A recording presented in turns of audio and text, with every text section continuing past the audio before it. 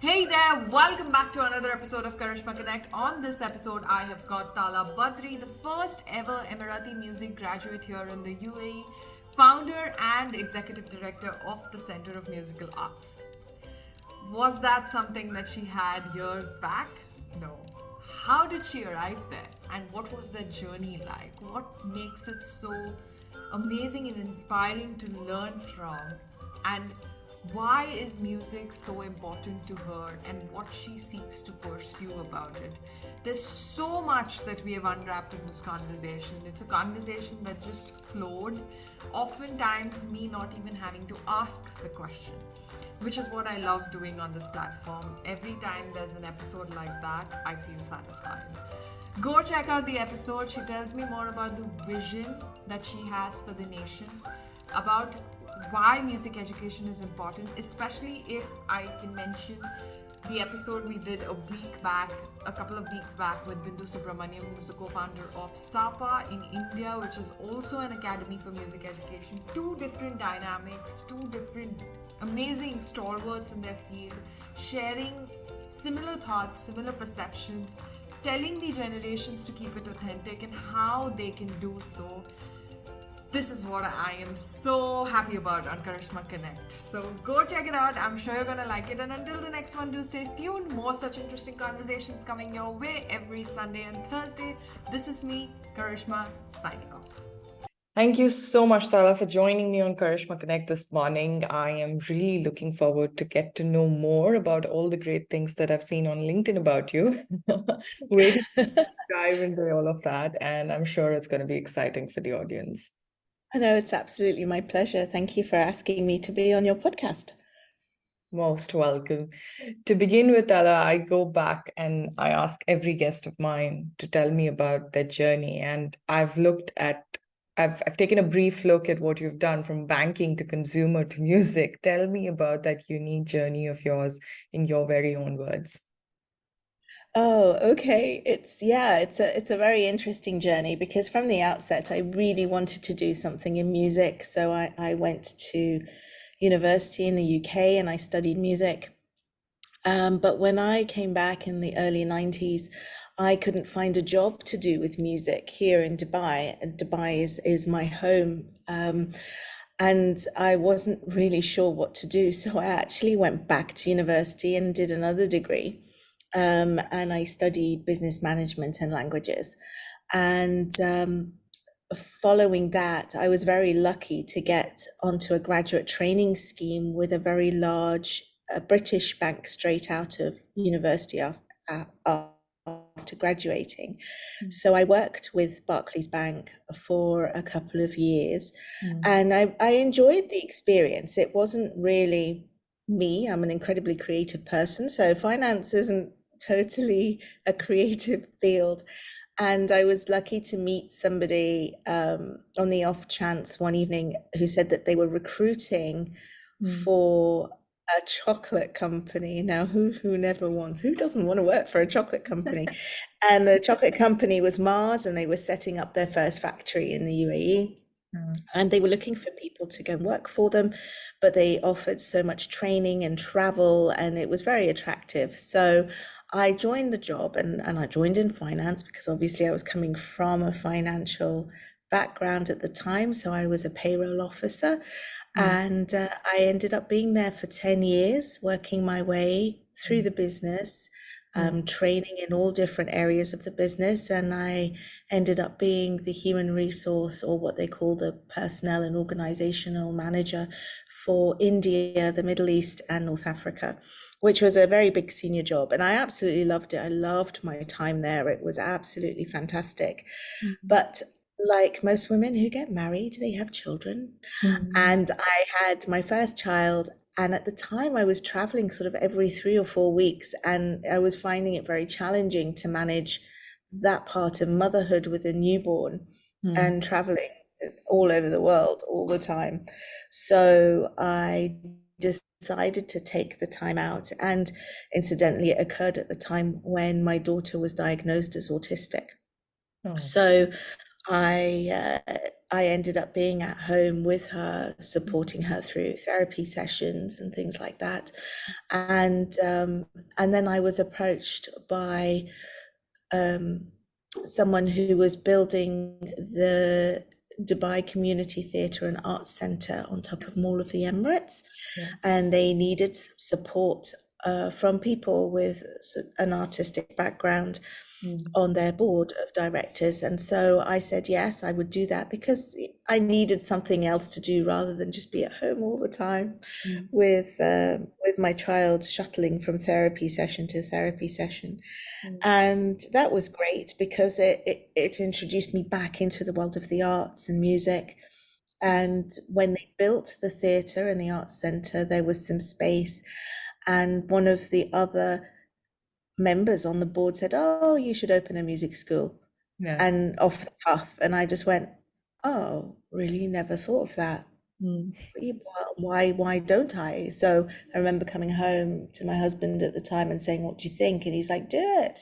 You Mm. know, it's something that you love. You would be able to go back to music, which is your initial passion." Mm. So that's what I did. And then in 2006, I opened up CMA at Mall of the Emirates with 5 studios and 5 teachers Wow. and myself and 100 students. And that was almost 17 years ago. We celebrate our 17th anniversary in 2 weeks' time. Wow, what a timing. Yes.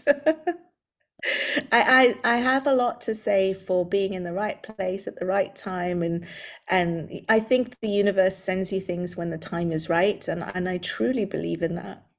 Yeah, yeah, very true, very true. And what did it mean? Because I'll tell you where this question comes from. I recently interviewed Bindu Subramaniam. I don't know if you know her, but she's the co-founder of SAPA, which is a Academy of Performing Arts in India. And she spoke to me about how she has had quite a similar journey. She started from law and then got into entrepreneurship, and then a music entrepreneur at that. And then she told me about how she found it difficult at a point as a creative to come to terms with the fact that she was also an entrepreneur.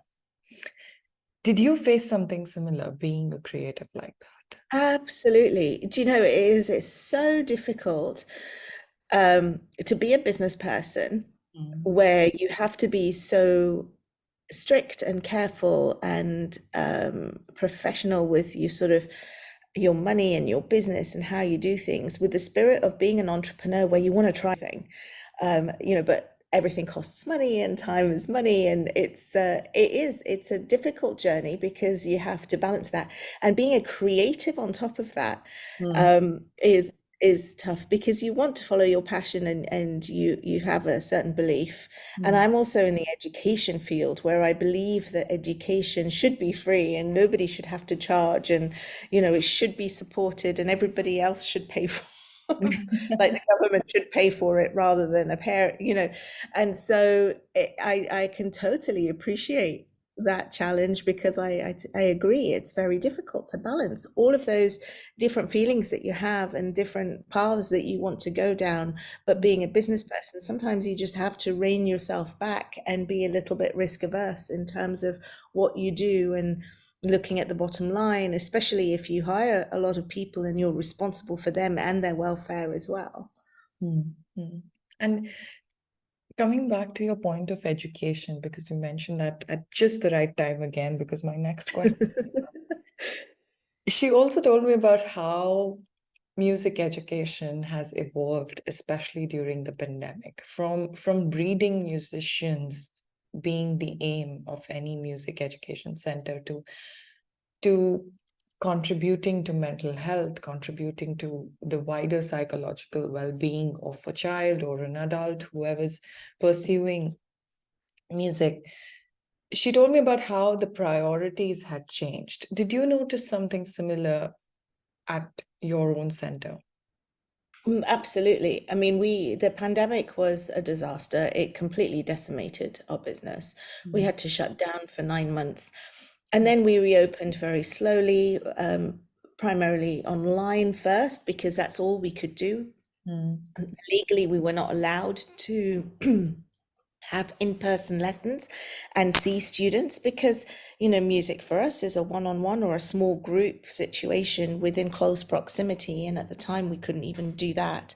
Mm. So we reverted to Zoom and doing things online. And, you know, I had to remember, and it was a couple of teenagers that I taught at the time Mm. who said this to me, that yes, they were doing Zoom classes for school and they were at home with their parents, but I was really the only person outside that they ever had any independent time with, Yeah. that was a little bit of an outlet into life where they could do something different and explore something different.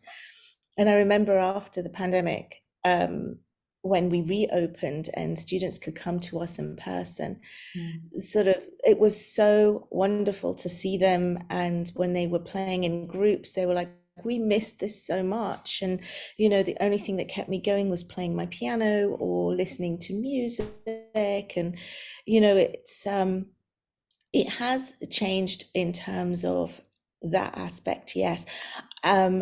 It's wonderful that we have so many that do it for that release and that thought. But what's also sad is that there is less emphasis placed on the fact that music, for example, can be a career.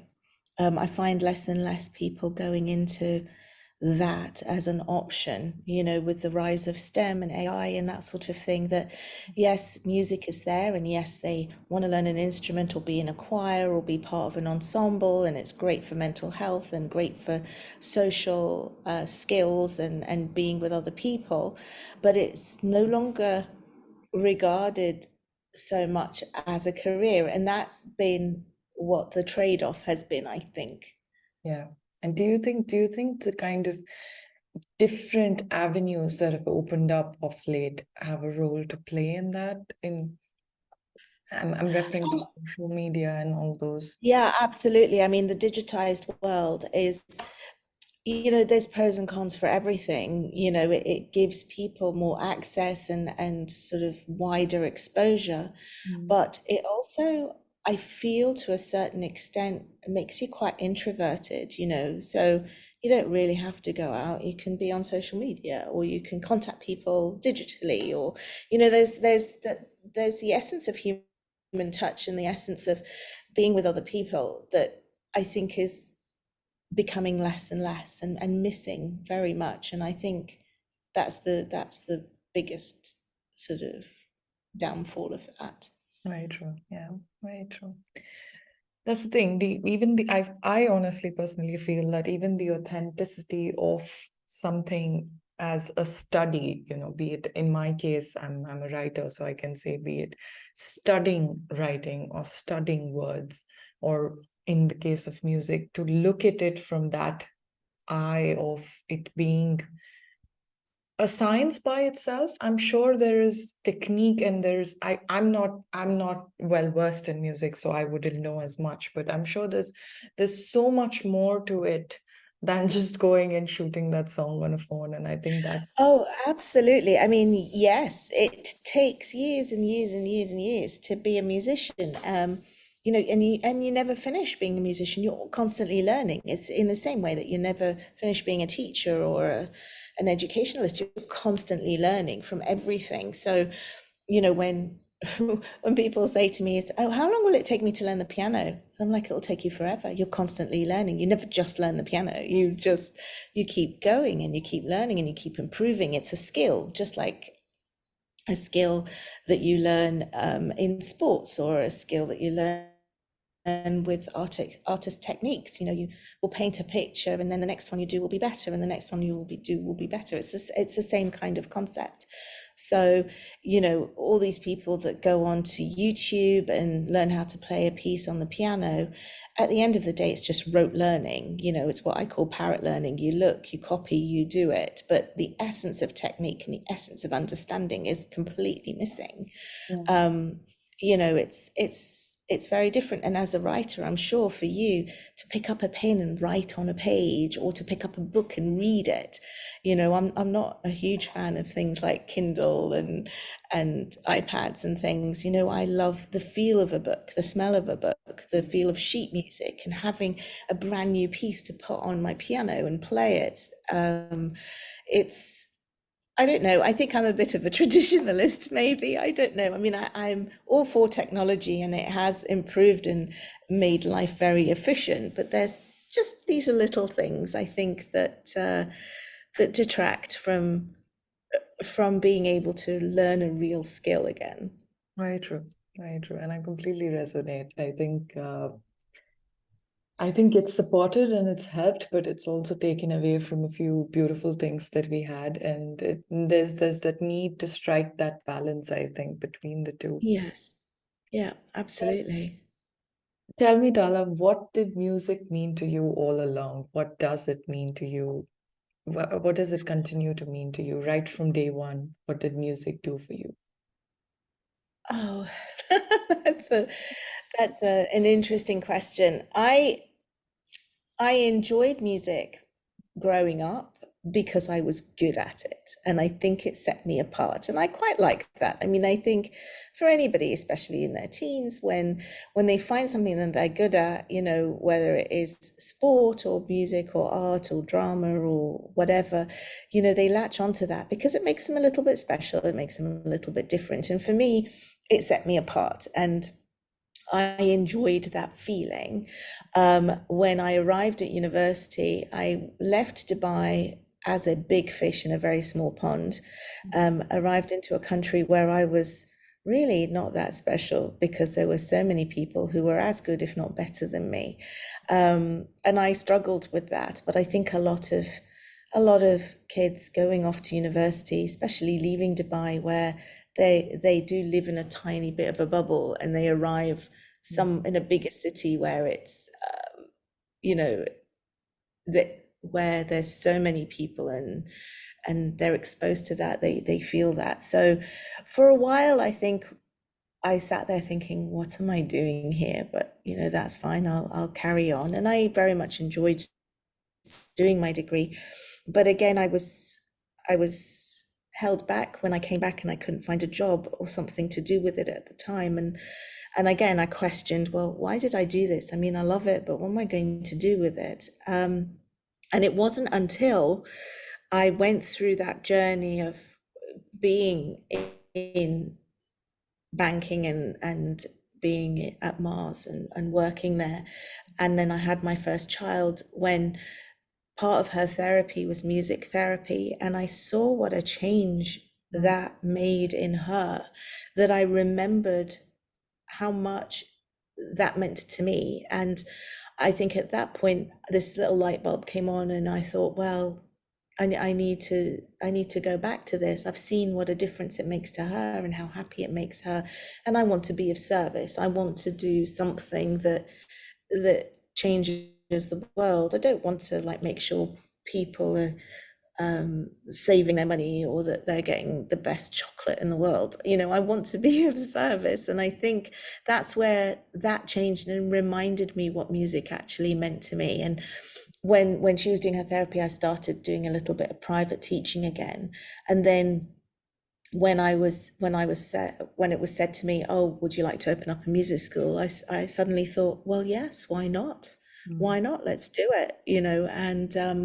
And now what keeps me going every day, and what music means to me, is that I still teach. Yes, I own and run a music school, and I manage all of that, but I still ensure that I teach a few hours every week.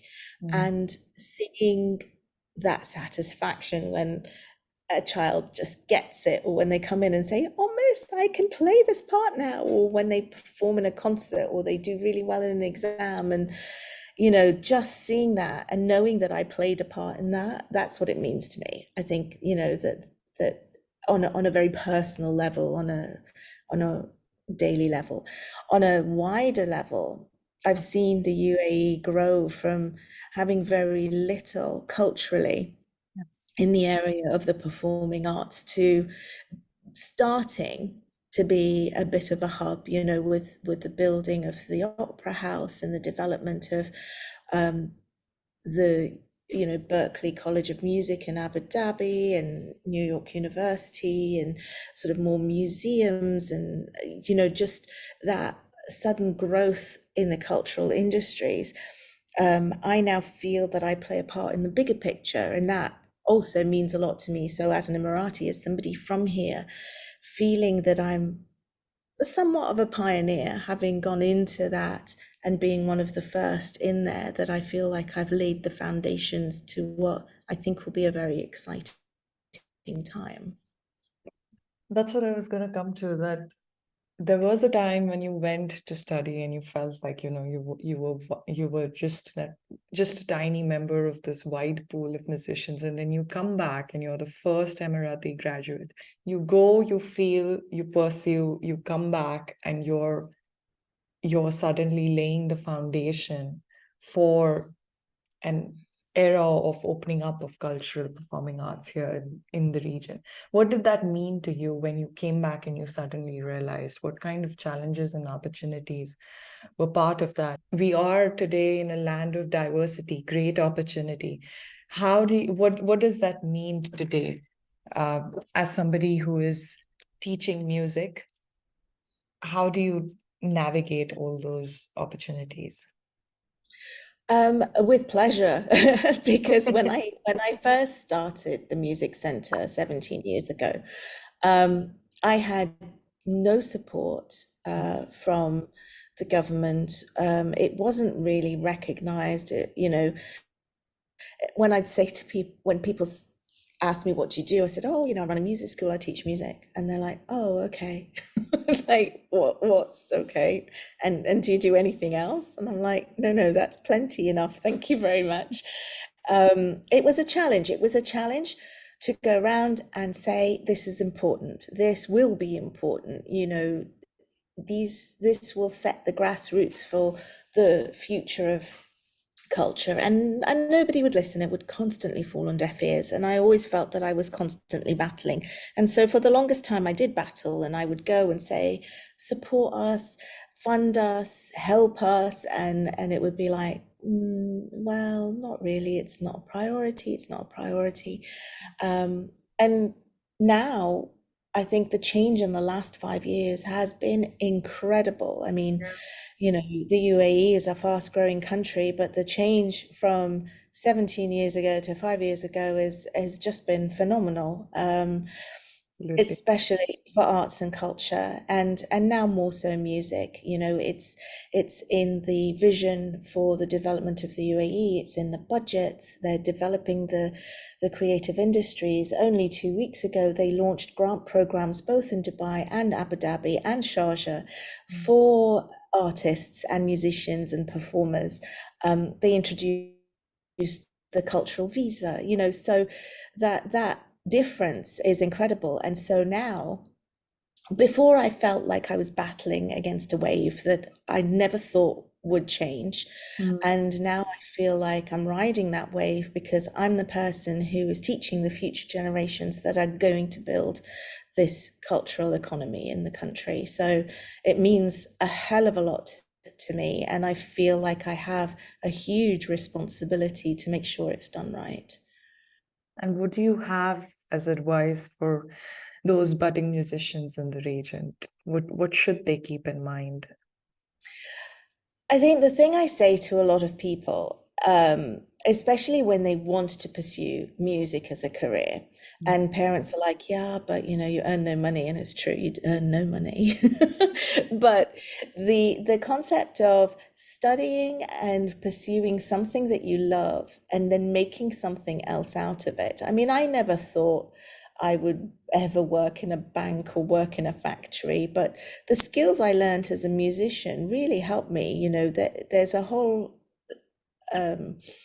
study about transferable skills, and the fact that I learned to be organized, and I had to focus on learning, and I had to learn how to work in a team, in an orchestra. All of those skills are transferable to so many jobs. And now a lot of the sort of Fortune 500 companies are hiring creatives because they think differently and they look at problems and find creative solutions because of the way that they think. So they do start hiring people with music degrees, with fine arts degrees. And my advice would be study what you love, but understand that you can apply it to almost anything, unless obviously you want to be a doctor or an engineer or anything like that. But in the grand scheme of the world of everyday jobs, whatever you study that is your passion can be applied to a job. And I truly believe that. So I would always say follow your heart if you can. I love it when podcasts don't require me to even ask the question and it flows into the conversation.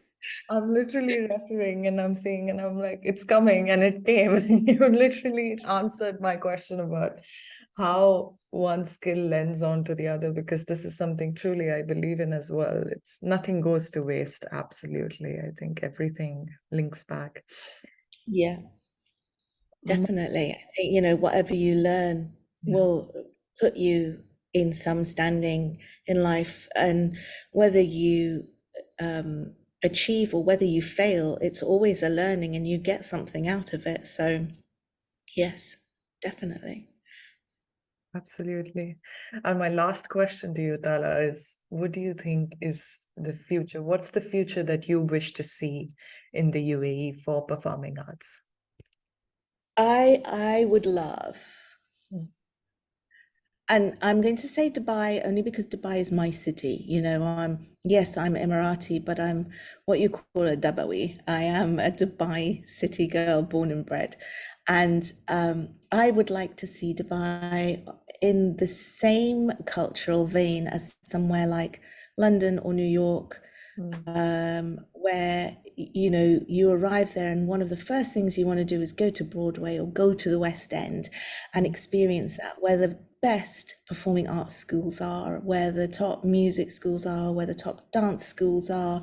you know I would love it to be on a par with a city like that culturally, because I know that we're still a new country. We're coming up to being 52 years old, and it's we will not be like a traditional city of Prague or Germany or Italy, where opera was founded, where Mozart came from, where Beethoven came from. We're not like that, but we can be like a London, like a Milan, like a New York, and I really want it to be like that. And I think it's going in that direction. It still needs a little bit of time, but I think it will be a situation where, anybody coming to live here or any visitors that are coming here will feel that, as well as having a wonderful city to live in with great education, that they have culture that they can